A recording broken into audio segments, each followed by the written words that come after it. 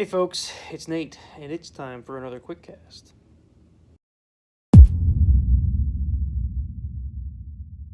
Hey everyone, I wanted to get some content out this week. I'm actually on a business trip in Las Vegas, which is quite the big deal for me. I'm not really a traveler. The furthest I usually go is Louisville every year for the conference I told you guys about a couple weeks ago. I'm out at a conference in Las Vegas called AWS reInvent, which is, if you're a technology person, you already know what I'm talking about. As you guys know, my day job is in IT, and we're looking at AWS's cloud. So the employer sent me out here to AWS reInvent, along with a couple of coworkers. We each have our own rooms, so I figured I'd take a few minutes to give you guys a quick cast. We'll see how the hotel Wi-Fi does as to whether I can actually get this uploaded or not. Maybe you'll never see this. I hope you do.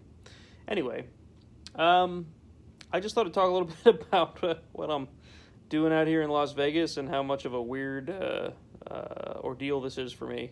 I'm not much of a traveler, like I said. I had to fly out here, which is something I have not done since I was 2 years old.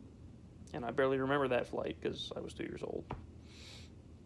But, and Las Vegas, I mean, I'm not a big city person. I don't know if that's common amongst Jeepers or not, but I really don't like crowds. I don't like big cities. I don't like urban anything, to be honest. So that's why I'm sitting here in my hotel instead of out partying right now, I suppose. That and the time zone change, man. I'm so used to Eastern time, and now I'm in Pacific time. That's a 3-hour time difference for any of you counting. It's really messing with my head. It's 9:30 at night, I think, when I'm recording this, and I feel like it's midnight because my body is used to Eastern time, and it would be midnight if I was at home. I don't have all my gear with me, so I'm recording this just on my phone with no external mic, so I hope the audio is coming through okay. I will try to clean it up a bit on my laptop, which I do have with me. Of course, I'm at an IT conference.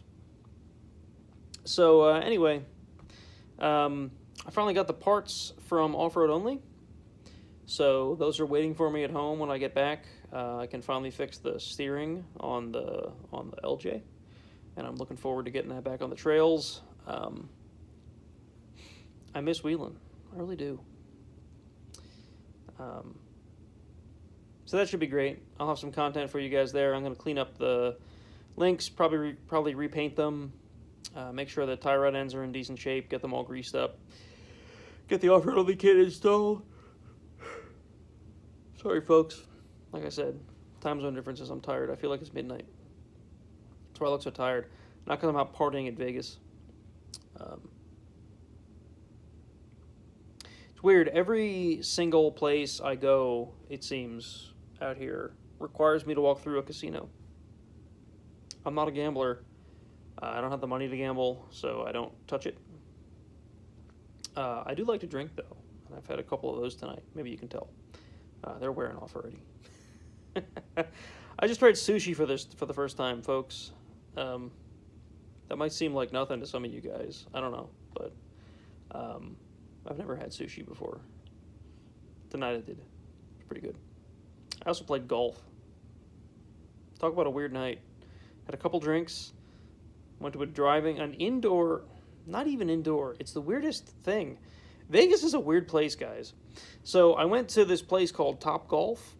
It's like a bar restaurant place that has a driving range that's outdoors. And apparently everybody in Vegas is cold all the time. Or maybe they're just used to it being really hot.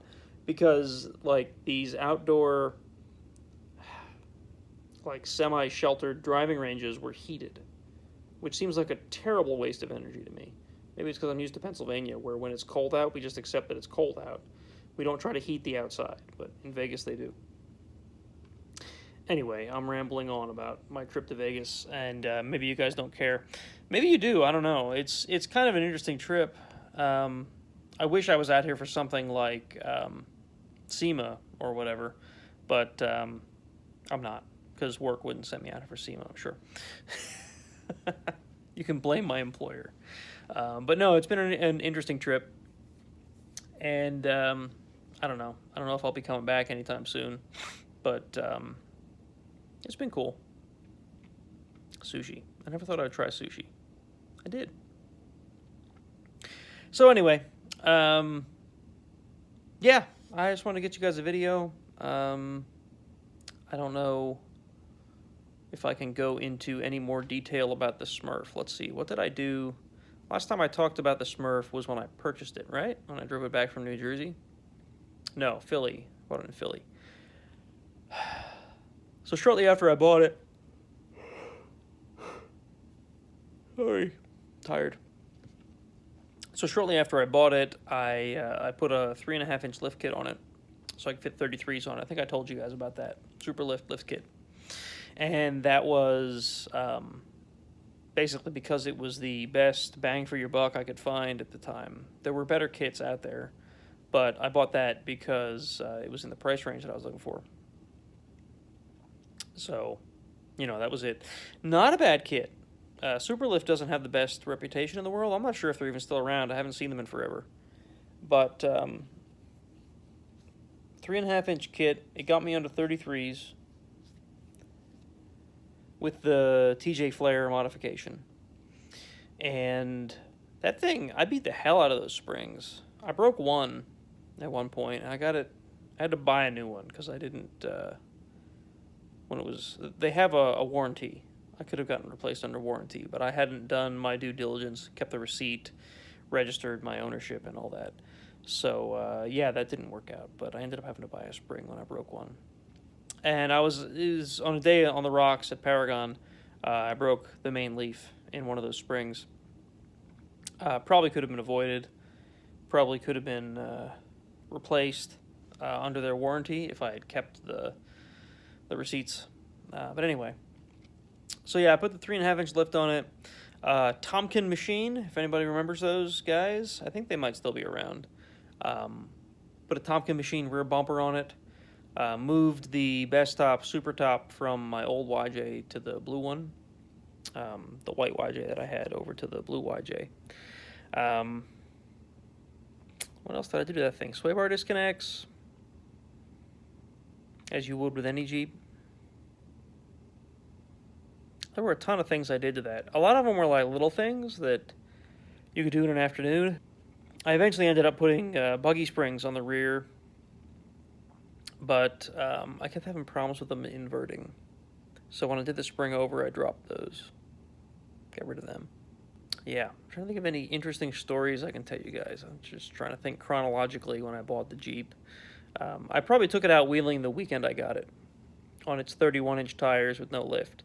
And realized pretty quickly that those tires were not big enough to go wheeling.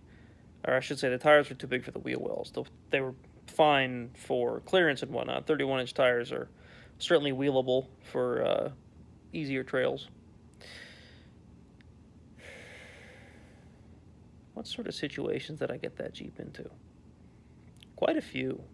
I remember one time, here's a good story. This isn't right after I bought it or anything, so it's kind of out of chronological order. But I was out wheeling the one time, and I was alone, which I will tell you lots and lots of times you shouldn't do. But this day didn't end so badly. I was out wheeling. I was out on... There's a mountain out by our place called the Broad Mountain.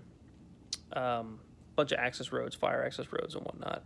It's not gated. I don't know if it's not posted as no trespassing, but most land like that in Pennsylvania, you're not supposed to be on.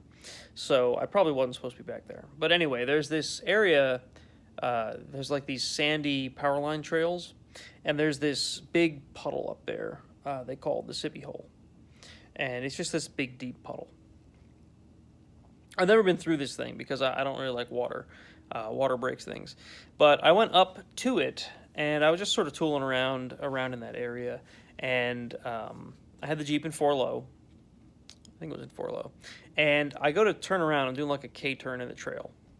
And I go like toward the edge of the trail, and there's... I don't remember if there wasn't a drop-off, but there was definitely like terrain that I didn't want to drive into off the edge of the trail. And I push in the clutch because I'm going to, go backwards. I'm going to shift out of first gear and into the reverse. I push in the clutch, and I start to try to pull it out of gear, and my foot slips off the clutch. Now, at the time, I forget why I was wearing these. Was I on my way to work? Am I home from work? I don't know, but I have these boots. They're like just a leather, not quite a dress boot. They're almost like combat boots, but they're not. They have a heel on them, not like a frilly girly heel, but like like a men's boot would have. And then of course the arch of your foot has a gap in it, right? So I go to push in the clutch with the ball of my foot like you normally would, and the clutch slips up my foot over the arch and to the heel, not on the heel, but like on the ridge of the heel of the boots. And I can't push the clutch in any further. It's in just far enough that it's slipping, but I can't get the transmission out of gear, and the front of the Jeep is facing right off the edge of the trail. So I can't stop.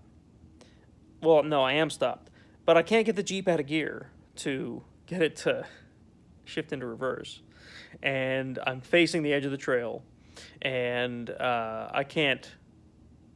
Well, if I let the clutch out at all, the Jeep's going to start lurching forward because it's still in 4-low. And I must have spent 5 minutes just sitting there trying to figure out, like, what the hell am I going to do? I can't get the Jeep out of gear, and I can't go forward because I'll go off the trail and whatever. And finally, I just got my head together and figured if I let the clutch out for like half a second and push it back in with the ball of my foot, I'll be fine. It's not going to jump off the edge of the trail in that half a second. That's what I ended up doing. But yeah, it's a good learning moment to think about footwear on the trail, I suppose. These boots weren't really meant for traction or for off-road. They were really just for look. And yeah, that's what caused the whole scenario. But you also got to think about, your situation, situational awareness, or whatever you want to call it. If I had thought more and placed my foot better on that clutch pedal, that sort of thing wouldn't have happened. I can say it's only ever happened to me once. I wear better footwear now when I go out jeeping. So, anyway, I think I've rambled enough. I'm going to call it a video for this time. I hope you guys have enjoyed this. I know I rambled a bit, and I know there's no jeeping involved in this video, but I want to get you guys something. So I'm going to edit this thing and try to get it out. So thanks for watching. Thanks for subscribing. If you don't already subscribe, please hit the button down there. I appreciate it. We're at 511 subscribers, I think. The last time I looked, we breached 500. We've grown since then. It's pretty cool. If you want to support what I'm doing here, please hit up our Patreon site, patreon.com/SWBCrawler.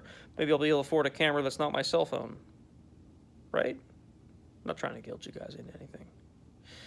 Anyway, I'm going to edit this video, and I'm going to get to bed because I'm friggin' beat. So, good night, folks. Have a good one.